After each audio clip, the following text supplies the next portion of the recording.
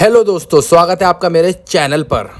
ये दर्दनाक स्टोरी है हरियाणा की बेटी मनीषा की। एक मासूम और खूबसूरत लड़की जो रोजाना बच्चों को पढ़ाने जाती थी, लेकिन एक रोज सुबह वो घर से निकली और कभी वापस ना लौटी। लेकिन उसके बाद जो हुआ उसने पूरे हरियाणा ही नहीं पूरे देश को हिलाकर रख दिया। आखिर क्या दरिंदगी हुई थी उस दिन मनीषा के साथ, आओ जानते हैं इस दर्दनाक कहानी को। और आज इस वीडियो को पूरा जरूर देखना मनीषा के इंसाफ के लिए, और ज्यादा से ज्यादा शेयर करें ताकि कोई गलतियां हुई हो वो उनसे हम अपनी बेटी बच्चों को बचा सके। ये घटना हरियाणा प्रदेश के जिला भिवानी की है और वहाँ एक गांव पड़ता है दाढ़ी लक्ष्मण। यहीं की रहने वाली एक लड़की थी जिसका नाम था मनीषा। उम्र थी इसकी तकरीबन 20 साल और बड़ी ही सीधी सादी और अपने घर वालों की लाडली। सब गांव वाले उससे बहुत ही प्यार करते थे। और कुछ समय पहले मनीषा ने अपने करियर के लिए एक पहला कदम बढ़ाया था। पास ही एक जगह है जिसका नाम है सिंघानी, वहाँ पर एक स्कूल है। उसी स्कूल में उसने टीचर की नौकरी ज्वाइन की थी। रोज सुबह 7 बजे अपने घर से निकलती, स्कूल में जाके बच्चों को पढ़ाती, उनका ध्यान रखती और शाम को सूरज ढलने से पहले अपने घर वापस आ जाती। लेकिन उस दिन क्या हुआ, 11 अगस्त 2025। उस दिन वो रोज की तरह स्कूल गई, सब कुछ सामान्य था। लेकिन लगभग 11:23 पर उसने अपने पिता संजय को फोन किया। बोली, पापा आज थोड़ा देर हो जाएगी, मुझे BSc नर्सिंग का फॉर्म लेना है, भरना है, आप फिक्र मत करना। और संजय बोला, कोई बात नहीं बेटा, आराम से घर आ जाना। और दोनों फोन डिस्कनेक्ट कर देते हैं। और संजय को जरा सा भी अंदाजा नहीं था कि ये बातचीत उसकी लड़की से आखिरी बातचीत हो सकती है। कुछ देर बाद मनीषा को एक और फोन आता है और फिर वो घर पर दोबारा फोन लगाती है। इस बार उसकी खाला फोन उठाती है। उसकी खाला पूछती है, क्या हुआ बेटा? मनीषा कहती है, मैंने एक सूट ऑनलाइन ऑर्डर किया था, डिलीवरी वाला कभी भी आ सकता है, आप प्लीज उसे ले लेना। लेकिन जो मौसी थी वो बहुत व्यस्त थी और बोली कि बेटा हम तो काम में लगे हुए हैं और घर पर भी नहीं हैं। तुम ऐसा करो, डिलीवरी वाले को कॉल करके अपने दादा का नाम बता देना, वो दादा को दे देगा। मनीषा मुस्कुराकर कहती है, ठीक है मौसी जी, और उसके बाद फोन रख देती है। उसके बाद वो अपने स्कूल के कामों में लग जाती है और बच्चों को मन से पढ़ाने की पूरी कोशिश करती है। जैसे ही 2 बजते हैं विद्यालय की छुट्टी हो जाती है और स्कूल की जो वैन होती है वो बाहर ही खड़ी रहती है। और मनीषा ड्राइवर को बोलती है, भैया मुझे यहीं थोड़ा पास में ही जाना है, करीब 600 मीटर की दूरी पर एक आइडियल कॉलेज है, वहाँ से मुझे BSc नर्सिंग का फॉर्म लेना है और आप घर चले जाओ और मैं अपना काम करके वापस घर पहुंच जाऊंगी। और वो गाड़ी लेके चला जाता है। फिर धीरे धीरे समय बीतता है और शाम हो जाती है। इसके बाद शाम के लगभग 6:26 का समय था। लड़की के पिता संजय पर उनकी बेटी की एक मिस कॉल आई। मिस कॉल देखते ही उन्होंने कॉल बैक करने की कोशिश की, मगर उधर से फोन नहीं लग पाया और बार बार कॉल करने पे भी कोई रिस्पॉन्स नहीं मिला। 6:26 पे मेरी घंटी बजी, उसका कट गया। फिर मैंने 6:26 मतलब पूरी नहीं हुई थी, कुछ सेकंड बची हुई थी, मैंने उसके साथ अपना फोन उठाया, साथ ही साथ कॉल किया, फोन बंद था उसका। अब घर के भीतर बेचैनी जो है वो बढ़ने लगी थी और सब सोचने लगे वो आने में इतना देर क्यों कर रही है। हालांकि वो तो इतना लेट कभी नहीं होती थी। परिवार वाले आपस में डिस्कस करने लगे कि अब क्या करना चाहिए। फिर संजय ने डिसाइड किया कि मुझे जितनी जल्दी हो सके वहीं जाकर देखना पड़ेगा। वो तुरंत सिंघानी के लिए निकल गए और वहां जाकर उन्होंने स्कूल के स्टाफ से और प्रिंसिपल से बात की, जिस स्कूल में उनकी लड़की टीचरिंग की नौकरी करती थी। उन्होंने पूछा, भाई साहब मेरी बेटी आज घर नहीं पहुंची, आपको कुछ जानकारी है इस बारे में? लेकिन किसी को कुछ नहीं पता था। और चिंता जब बढ़ी तो संजय ने 112 नंबर डायल किया और पुलिस से मदद मांगी और कुछ ही देर में पुलिस मौके पर आ पहुंची। अब उम्मीद थी कि पुलिस गंभीरता से तलाशी शुरू करेगी, लेकिन उनके रवैये ने संजय को बहुत ठेस पहुंचाई। बातचीत में उन्होंने गैर जिम्मेदाराना और शर्मनाक बातें कहीं। तुम्हारी लड़की भाग भूग गई होगी, आ जाएगी। और जब संजय ने ये बातें सुनी तो वो बहुत गुस्से में आ गया। भाग भुगी होगी, आ जाएगी 1-2 दिन के अंदर, 2-4 दिन के अंदर आ जाएगी। बोला क्यों घबरा रहा है? ये बात होकर के फिर मैं उसको बोला भी हूँ, सर मगर ये तो कोई बात नहीं है, इस काम के लिए नहीं आए आप यहाँ पे, जिस काम के लिए आए ना वो काम करो यहाँ पर। उसने तुरंत रिएक्ट किया, लेकिन उसके बाद भी जहाँ जहाँ पुलिस को तलाश करनी चाहिए थी जितनी ईमानदारी और शिद्दत के साथ काम करना चाहिए था वहाँ उन्होंने वैसा नहीं किया। जब वो लोग आइडियल कॉलेज पहुँचे और वहाँ उनसे मिले तो पुलिस वालों का जो अंदाज था उसे देखकर बहुत हैरानी हुई। वे लोग इस तरीके से हंसी मजाक कर रहे थे और पीठों पे हाथ थपक रहे थे जैसे बरसों पुरानी इन लोगों की जान पहचान हो।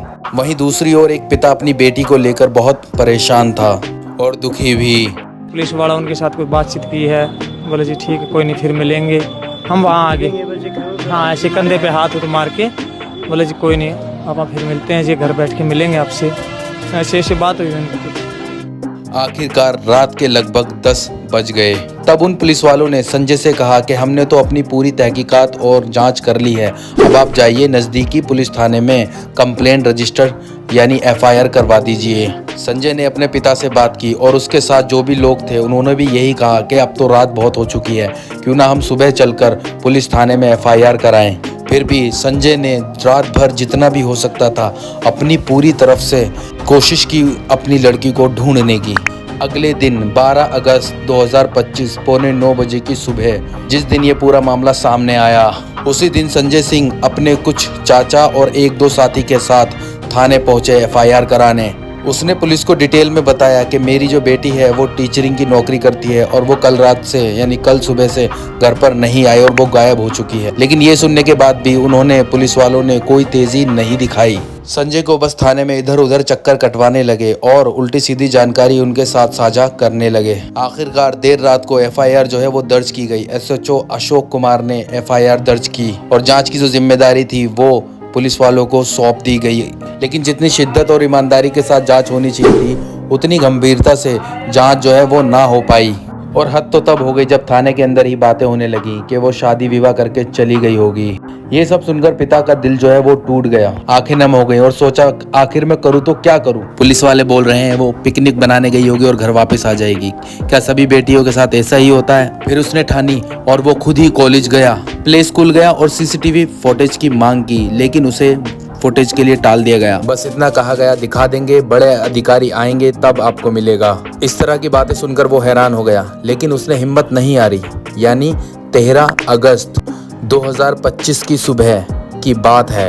वो फिर विद्यालय की ओर गया ये जानने के लिए कहीं CCTV फुटेज में उसकी बेटी दिखे तो सही। इसी बीच अगर पुलिस चाहती तो उसकी बेटी का CDR निकलवा सकती थी, लोकेशन ट्रेस कर सकती थी, लेकिन पुलिस ने मामले को गंभीरता से नहीं लिया। इसी दिन 13 अगस्त 2025 को लोहारू थाना क्षेत्र के गांव सिंघानी की नहर के पास एक बॉडी बरामद हुई और गांव वालों ने तुरंत पुलिस को सूचना दी। जांच अधिकारी ने संजय को कॉल किया और बोला कि संजय तुम्हें तुरंत आना होगा, हमने एक बॉडी पाई है, जरा देख लीजिए ये आपकी कहीं बेटी तो नहीं। ये सुनने के बाद संजय के पैरों तले जमीन खिसक गई और उसका पूरा परिवार रोता बिलगिलाता वहां पर पहुंचा। बेटी के कपड़ों से उन्होंने उसकी पहचान की, लेकिन जिस रूप में बेटी की लाश मिली उसकी आंखें बाहर थीं, भोजन और श्वास की नलियां बाहर खींची हुई थीं। उसकी गर्दन पर जहाज जैसे आकार का एक गहरा जख्म था। बेटी की लाश देखकर गांव वाले भी हैरान थे बहुत। भीड़ बढ़ती गई और पुलिस ने बॉडी को कब्जे में लेकर पोस्टमार्टम के लिए भेज दिया। पोस्टमार्टम शुरू होते ही ये खबर पूरे जिले में आग की तरह फैल गई।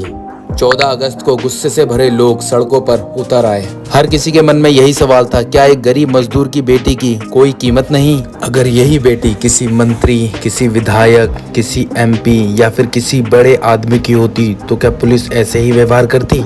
लोगों का गुस्सा बढ़ता रहा और धरना प्रदर्शन शुरू हो गए और पूरे इलाके में न्याय की मांग उठने लगी।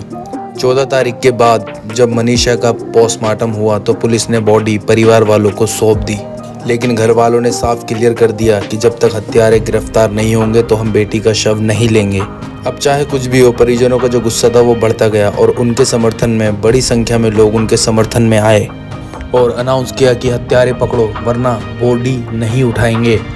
16 और 17 को तो और बवाल बढ़ गया। लोग सारे सड़कों पर उतर आए। स्कूल कॉलेज बंद, दुकानें बंद और प्रोटेस्ट दबाकर होने लगा मनीषा को इंसाफ दिलाने के लिए। हर जगह बस एक ही गुस्सा था, वो था मनीषा को इंसाफ कैसे दिलाया जाए। इस दबाव में कहीं ना कहीं पुलिस और सरकार की नींद टूट गई और मुख्यमंत्री को भी बयान देना पड़ा। बड़े बड़े अफसर आए, IG हो, DIG हो या किसी भी और पोस्ट के हों, उन्होंने सब आकर दिलासा दिया और बोला कि कार्रवाई जो होगी वो पूरी ईमानदारी से की जाएगी, आप बिल्कुल निश्चित रहें। और कार्रवाई भी हुई। मौजूदा एसपी का तबादला कर दिया गया और एक आईपीएस ऑफिसर को ये केस सौंपा गया।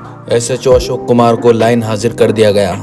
एएसआई शकुंतला को सस्पेंड कर दिया गया उनकी लापरवाही के चलते। इसी तरह जो तीनों ऑफिसर पीसीआर पर मौजूद थे उन तीनों को भी सरकार ने निलंबित कर दिया। लेकिन इससे जनता सेटिस्फाइड नहीं हुई और वो और भड़क गई। जनता बोलने लगी कि ट्रांसफ़र कर दोगे फिर से चार्ज मिल जाएगा, फिर से वही चीज़ें होने लगेंगी, सस्पेंड कर दो बाद में बहाल हो जाएगा। लेकिन क्या हमारी बेटी मनीषा वापस आ जाएगी? अगर पहले से ही ईमानदारी से और मजबूती से कार्रवाई होती तो ये नौबत ना आती। इसकी चिंगारियां अलग अलग राज्यों में और अलग अलग इलाकों में फैल गई। फतेहपुर, जिंद, और चाहे पक्ष हो विपक्ष हो, छात्राओं का संगठन हो या फिर कोई और भी हो, वो सब मनीषा के लिए, इंसाफ के लिए आवाज़ उठाने में जुट गए। और सारे लोग एक सुर में ही बोलने लगे, ईमानदारी से जांच करो, हत्यारों को पकड़ो, और जब तक ऐसा नहीं होगा तब तक हम बॉडी नहीं लेंगे, अंतिम संस्कार नहीं करेंगे। और जो पहला पोस्टमार्टम हुआ वो भिवानी जिला अस्पताल में हुआ। डॉक्टरों ने साफ लिख दिया कि शरीर पर जो घाव हैं वो ऐसे लगते हैं जैसे जानवरों ने बहुत दरिंदगी के साथ नोचा हो। इस रिपोर्ट में यौन शोषण का और किसी भी हरासमेंट का सबूत नहीं दिखाया गया। और जैसे ये रिपोर्ट बाहर आई तो गांव के लोग और जितने भी सारे लोग थे वो सारे भड़क गए। इतनी बुरी अवस्था में लड़की का शव मिला और डॉक्टर कह रहे हैं कि ये जानवरों ने किया है, जबकि लड़की का जो शोषण हुआ है और उसके जो अपराधी हैं वो अब बाहर घूम रहे हैं और उनके लिए पक्षपात किया जा रहा है। परिवार का जो गुस्सा था वो 7वें आसमान पर था। भीड़ बढ़ने लगी और नारे लगने लगे और दबाव इतना बढ़ा कि सरकार को इस जानकारी से पीछे हटना पड़ा और सरकार ने बॉडी के दूसरे पोस्टमार्टम के लिए आश्वासन दिया और शव जो है वो रोहतक में भेजा गया। डॉक्टरों ने बारीकी से जांच की और रिपोर्ट में कोई शोषण का सबूत नहीं मिला। गर्दन और शरीर पर जो चोटें दिख रही हैं वो हथियार से नहीं बल्कि जानवरों के नोचने जैसी दिख रही हैं। लेकिन इस बार कुछ एक और अलग बात निकलकर सामने आई। यह घटना यौन शोषण या हिंसा से जुड़ी नहीं बल्कि मौत का कारण हानिकारक दवाओं का सेवन बताया गया। ये रिपोर्ट आते ही गांव में और बड़ी एक हलचल मच गई और गांव वाले इस रिपोर्ट को मानने को तैयार नहीं थे। और उसके बाद जब मामला बढ़ता चला गया तो 18 अगस्त 2025 की शाम को एक सोशल मीडिया पे पत्र बहुत तेज़ी से वायरल होने लगा। हालांकि पुलिस की टीम ने और जो डॉग स्लाइड की टीम होती है उसने पूरा इलाका छान मारा था जहां से बॉडी बरामद की गई थी। हर जगह पड़ताल की गई लेकिन कोई ठोस सबूत नहीं मिला। कहा जा रहा था कि कुछ सबूत छुपाने की भी कोशिश की गई, कहीं कोई ऐसा सुराग नहीं मिला जिसे आसानी से जुटाया जा सके। 18 अगस्त को जब वो पत्र वायरल हुआ तो पत्र में लिखा था, सॉरी मम्मी पापा, मेरी वजह से मैं आपको तकलीफ में नहीं देख सकती। आपने मेरे लिए बहुत कुछ किया है। मैं कभी गलत भी नहीं थी और ना ही मैंने कभी कोई गलत काम किया। बस मैं आपके सपने पूरे करना चाहती थी और मैं नर्सिंग का कोर्स कर रही थी जिससे मैं नर्सिंग में अपनी अच्छी जॉब पा पाऊँ ताकि मैं आपका सपना पूरा कर सकूं। लेकिन मैं आप दोनों पर बोझ नहीं बन सकती और प्लीज़ मुझे माफ़ कर दीजिएगा। आप दुनिया के सबसे अच्छे माता पिता हो और प्लीज़ मुझे ज़िंदगी देने के लिए धन्यवाद। कोई हो तो प्लीज़ मेरे पेरेंट्स का ख्याल रखना। ऐसा पत्र जो था वो पूरे सोशल मीडिया पर वायरल हो गया। अभी तक ये क्लियर नहीं हुआ है ये पत्र मनीषा का है या नहीं। सबसे बड़ा सवाल लोगों का यही है कि ये अगर पत्र मनीषा ने अपने माता पिता के लिए लिखा था तो ये अंग्रेज़ी में ही क्यों लिखा गया, जबकि उसके माता पिता को अंग्रेज़ी पढ़नी आती ही नहीं। अब बड़ा सवाल यह है कि पुलिस कहीं इस मामले को पलटने या फिर शांत करने की कोशिश तो नहीं कर रही, क्योंकि मनीषा की लाश 13 अगस्त को मिली थी और अचानक 5 दिन बाद ये पत्र कहाँ से आया। और अगर पहले ही मिला था तो पुलिस ने खुलासा क्यों नहीं किया। और इसके साथ साथ मनीषा 11 अगस्त को गायब हुई थी और 13 को उसकी बॉडी मिली। सवाल ये भी है कि अगर शव 2 दिन तक खेत में पड़ा रहा तो किसी की नज़र उस पर क्यों नहीं पड़ी। और वो जगह एक आम रास्ता था और वहाँ से कई लोग आते जाते रहते थे। वो गले में कई जानवरों वाले खतरनाक निशान भी थे। इस बीच इस केस में एसपी का ट्रांसफ़र हुआ और कई पुलिस वाले भी सस्पेंड किए गए और अगर ये पत्र जो था वो शुरू से ही पुलिस के पास था तो उन्होंने इसको सार्वजनिक क्यों नहीं किया। 4 दिन से मामला राजनीतिक रंग ले रहा था और विपक्ष के लोग भी धरने पर बैठ रहे थे। ऐसे में पुलिस ने पूरी स्थिति को साझा क्यों नहीं किया और परिवार की मांग के बाद सरकार ने इस जांच को अब सीबीआई के हवाले सौंप दिया है। आगे ये देखना होगा कि जांच में अब कौन से खुलासे सामने आते हैं। और अगर आपने चैनल को सब्सक्राइब नहीं किया, हमारे चैनल को सब्सक्राइब कर दें ऐसी जानकारी के लिए, सच के लिए।